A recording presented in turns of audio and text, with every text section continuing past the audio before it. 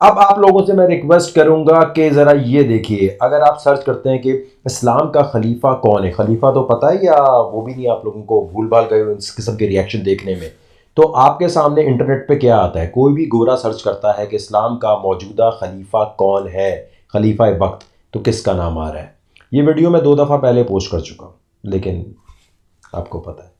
وکی pedia پہ جا کر فوراً سے پہلے رپورٹ کرنا ہے کہ یہ غلط ہے، اور اگر آپ رپورٹ نہیں کر سکتے اور ابھی تک ویڈیو چھوڑ کے جا چکے ہیں یا آپ کو کرنا نہیں آتا، تو ایٹ لیسٹ اس ویڈیو کو اتنا شیئر کریں